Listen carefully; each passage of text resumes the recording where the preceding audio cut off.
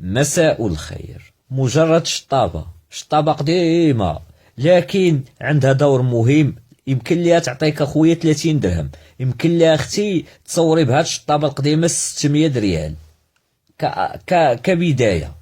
ولا بغيتي تتأكد شوف معايا الفيديو.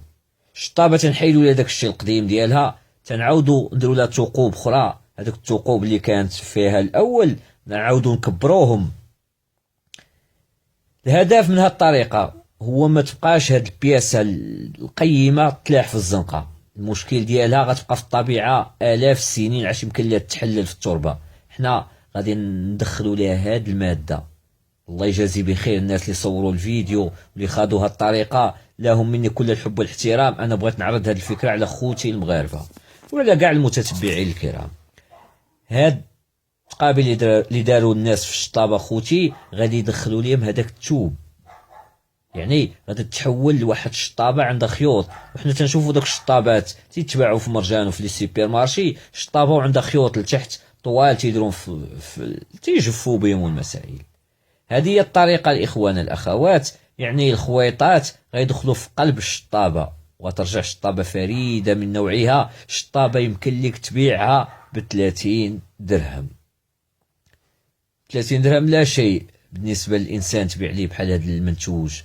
وهذا المنتوج اخوتي مولاه ذكي اللي تيصوب فيه دابا، لانه مشى لواحد الالوان اللي هي زاهيه، الوان فاتحه، الوان تدخل الفرح في القلب.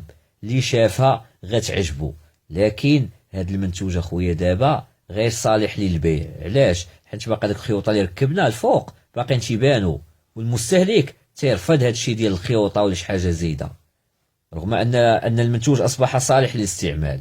دائما اخي اختي قال لك زوق تبيع، دائما هرب لهذوك الالوان اللي تكون زوينه، اللي هي تعيط على المستهلك. وباللي تفيني وتصوب، راه الكلام الحلو تا هو عنده دور مهم في البيع.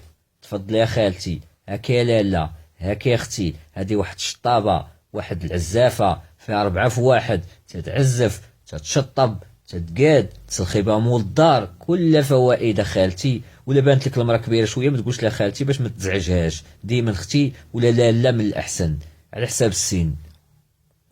وهذه هي زوقت بيع اخوتي. شو الشطابه اللي غادي تزاد هذا الاطار فوق منها غادي يرجع ليها الهيبه ديالها. والشطابه راه كانت مهمله، كانت غتمشي تخرج غتلاح غتبقى في البيئه قلنا الاف السنين وهي ملوحه في الطبيعه. دابا ها هي يرحمها الله بهذه الايادي الصانعه الطيبه ودخلوا فكره رائعه جدا. ويمكن لك تبيعها ب30 درهم بشرط واحد، غادي تزيدها واحد العصيه، تركب لها عصا. راه كاين واحد العصيه تاع البلاستيك تيطوالو تيقصارو، راه تيديروا شي 4 دراهم ونص في البياضه في درب عمر. انت غتشوف العصا على هاد العصا خويا. وهذه هي الطريقه. تفضل يا لاله، تفضل يا سيدي. مول العوينه يتمنى لكم الخير والسلام.